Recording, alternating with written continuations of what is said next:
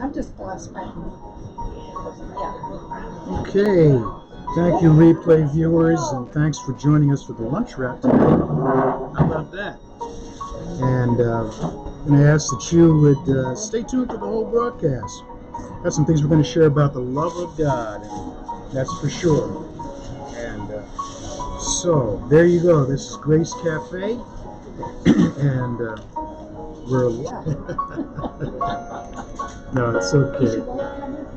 No, I think there we go. A little jerky. 16, 17.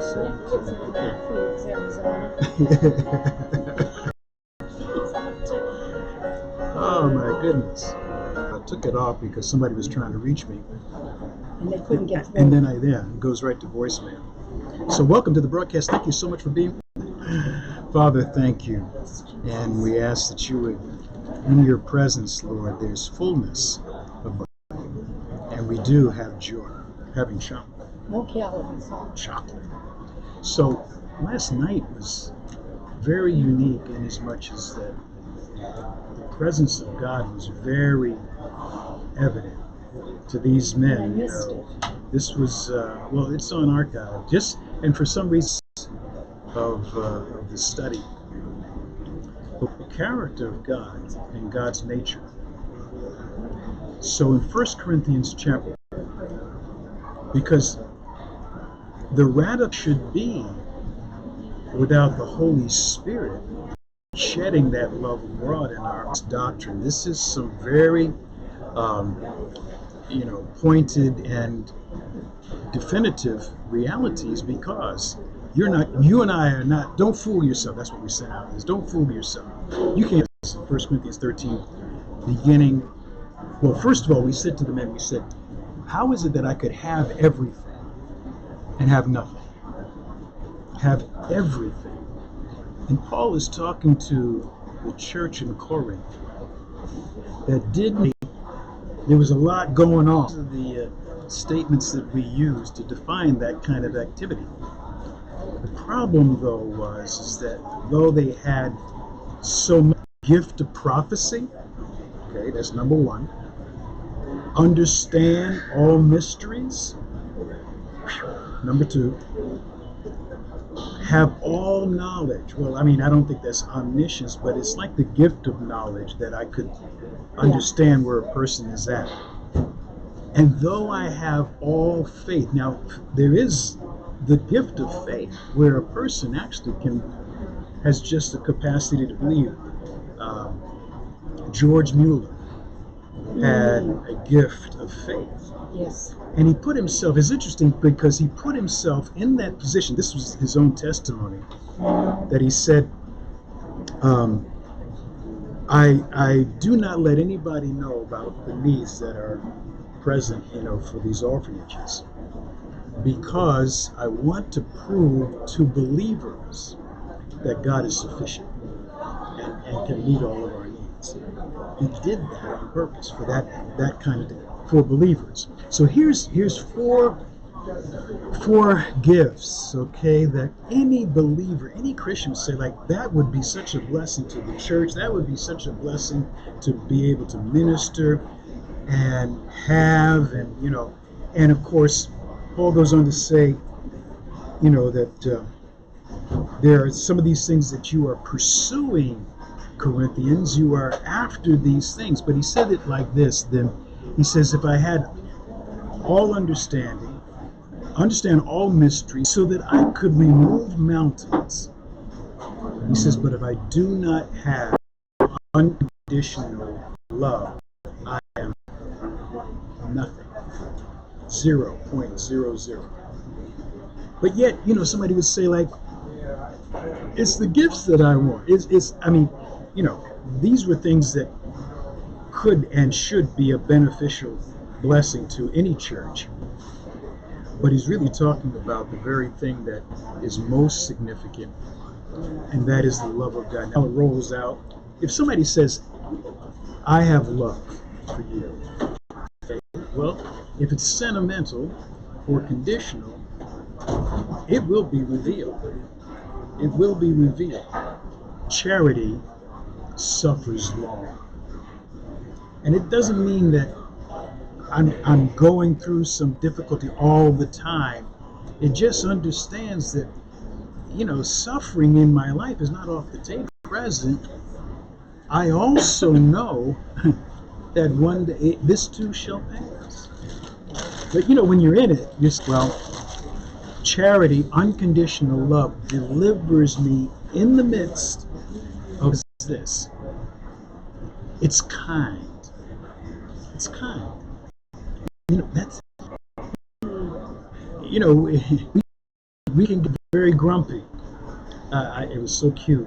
Our next door neighbor, their granddaughter was visiting, and I was outside doing things with the car, and she trots over and she says, when I'm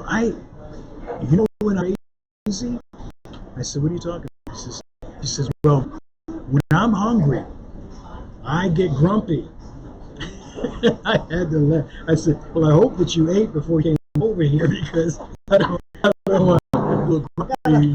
Yeah, that's right. Solve that problem. But we all know about that. It's like, what's wrong with you? Why are you not kind or a little edgy?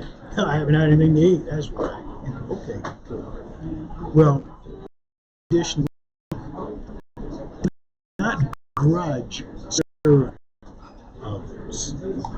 It doesn't, say, I've been doing this for a long time with this person. But they appreciate it. If they knew, sorry, this kind of love is okay, kind. It shows itself full and benevolent. Then it says this: charity, unconditional love, has no envy. Now, I think that envy is one of the secrets in the believer's life. Secret in the sense that we don't recognize it when it shows up, but it does show up. What does that mean? If I've ever said, and I have, wow, so and so, they're really blessed. Then comes the tagline: how come I'm not blessed like it? Or I may not even say that. Yes, I get introspective, and I'm thinking like, well, now maybe there's something that I should do or something that I should stop doing so that I can have what they have. Envy. Ding, ding, ding, ding, ding, ding, ding, ding, ding. Okay. But what about what's my portion? Do I know what my portion is? Because all He wants me to do is to live in my portion, because that's what's going to bless the body. That's what's going to have the most impact, not me trying to imitate or duplicate what someone else has, but to live in the fullness of what love can manifest through me and through those that are in my sphere of influence. So charity has no envy. Okay? And it says this: charity, unconditional love, vaunts not itself. It's not pushing. It's not trying to draw attention to itself. It's like the Holy Spirit. The Holy Spirit, third person of the Trinity. And he doesn't speak of himself. He doesn't draw attention to himself. He's present and operative, and you would kind of think like, well, where is he? Is the Holy Spirit here? Well, this is why we say, when we gather together as a local assembly, you brought the Holy Spirit with you, okay? You brought the Holy Spirit with you, and so He's here. If you're here, He's here, okay? And, but it's amazing that, can you hear me? Yeah. Oh, okay. I thought she needed to put it in. I'm just kidding. Okay. I'm trying to get comfortable tonight. That's it. Okay. So this love is not interested. I do things sometimes to show that I'm an okay person.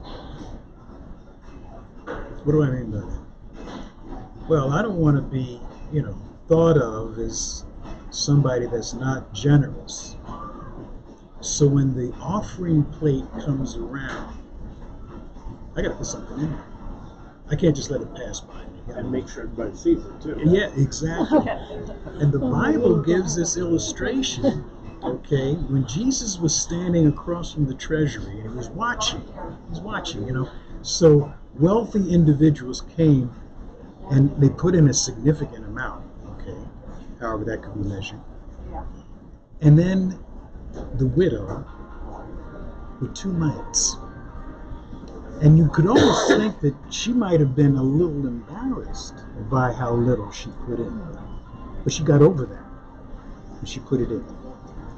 But there's an interesting word in the Greek in that portion that says that out from their abundance, speaking of the wealthy people, out from their abundance. Well, it doesn't mean just they had so much that they had much to give. That word actually means what's left over. Yes. Out of what was left over after they did what they wanted with this, after they did, went on a vacation and bought this and got the extra, whatever. Oh, what's left? Oh, okay. They gave out of that. So it's very interesting that, when unconditional love is operative, it's not vaunting, it's not drawing attention to itself. Then it says this, is not puffed up. It doesn't come off bigger than what it is. I can't claim, someone might say, and this is an occupational hazard that we have, pastors stand at the door. I don't stand at the door, but some pastors stand at the door. And as the folks file out, it says, Pastor, that was a great message, very good message, best message I ever heard.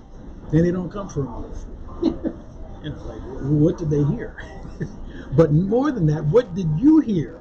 You're hearing wow, that's amazing. I'm a great preacher, Got to be careful, because the same people that praise you will be the same people that will crucify you next week. That happened to Jesus. And he was perfect. So you just kind of want to steer, is not puffed up. Knowledge puffeth up. But love, the Bible says, what?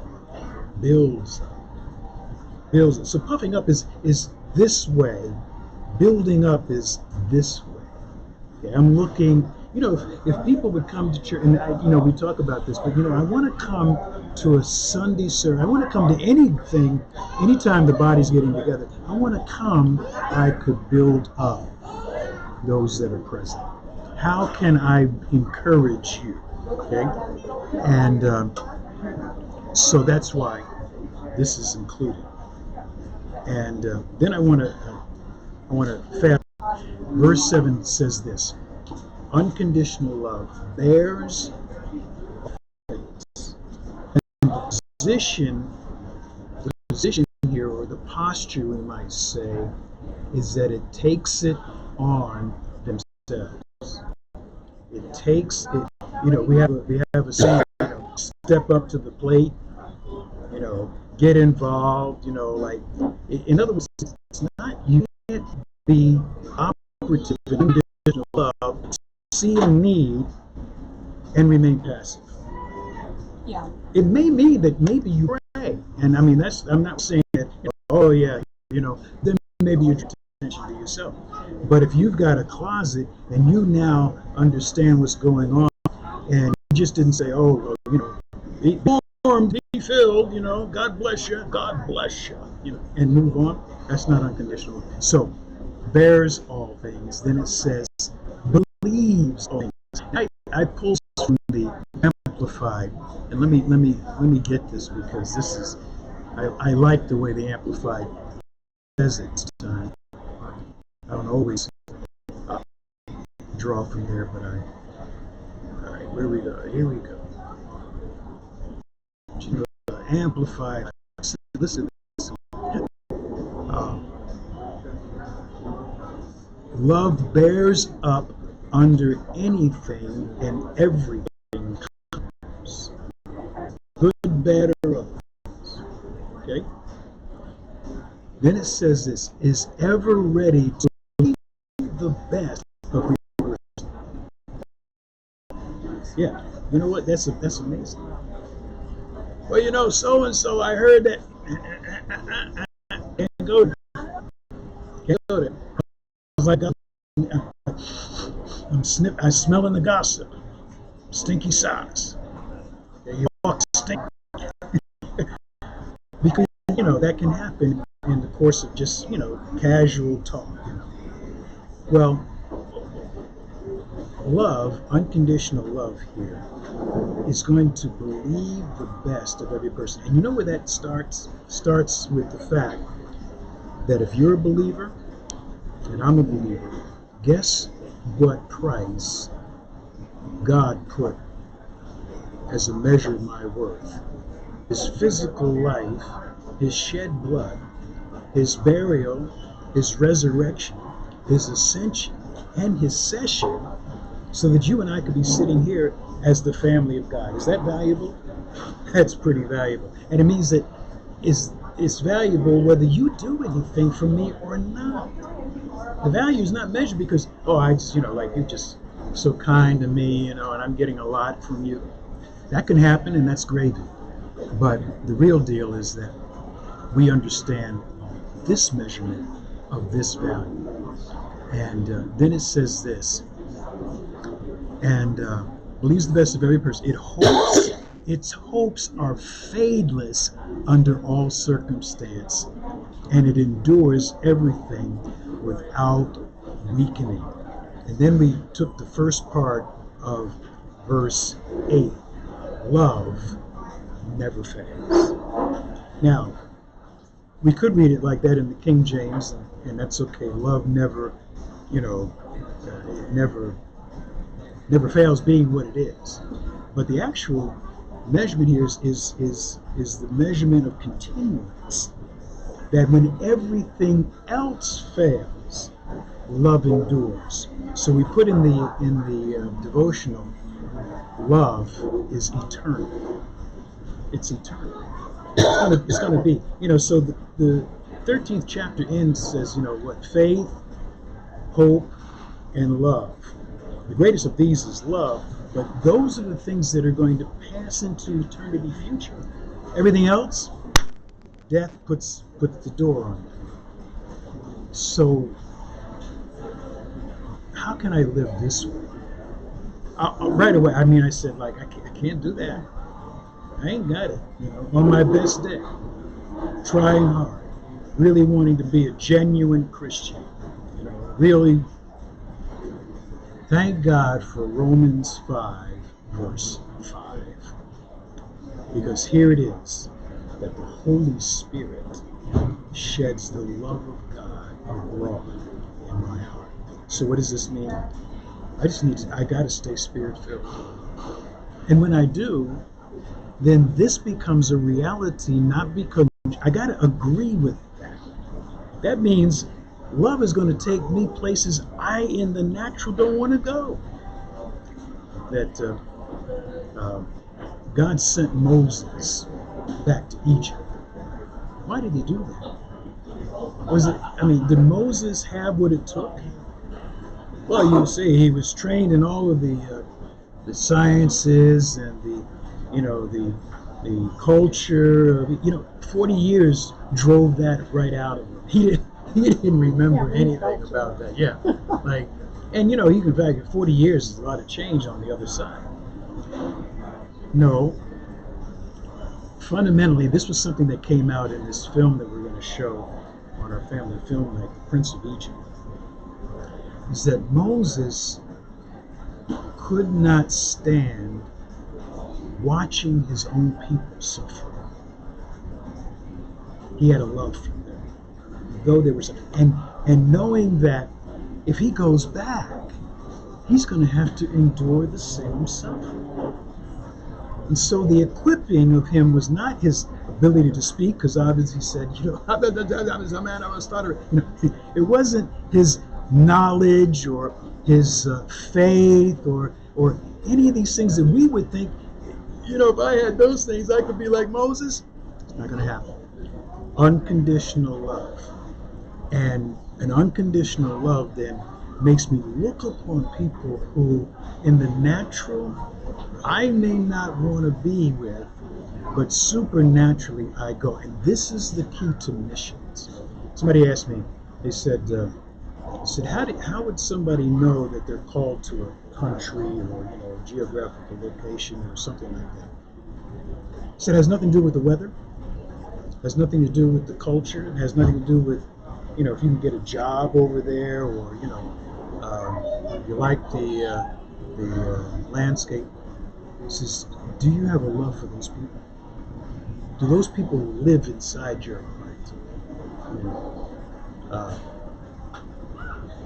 I don't know. I mean, I can't. I've kind of weaved and bobbed on this, but at first it showed up. Where did it show up? It showed up when I went to Thailand back 30 years ago, okay? And that was that. That was okay. And then I met this guy John from Singapore. Came to a conference 2 years ago, and I'm sitting talking to this guy, and he's telling me about what's going on in his country and everything like that. And then I get an email. I start getting emails from Doug and Bethany. They were in Vietnam, and I thought this interesting thought, which was like, back in the 70s, if I had gotten drafted, I'd have been going to Vietnam with a gun. And I said, wouldn't it be cool to now go, not with a gun, but with a Bible? And who would I be talking to? I would be talking to the grandchildren of those whom I would have wanted to kill had I gone over as a soldier. Think of that. Would have been hunting your granddaddy down to take his life. Exactly. So you would not have any resistance. I wouldn't have, and well, it had to be if I was a decent soldier, but no. I'm talking about the people. But the intensity of that.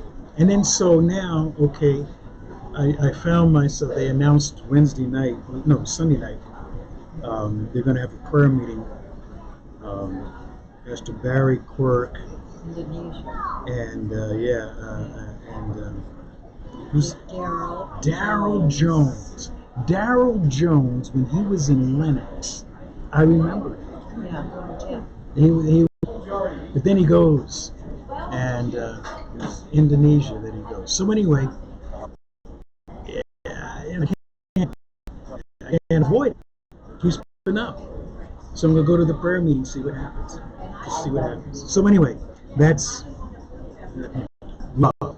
We're concluding with this. A love that God has. And think of this.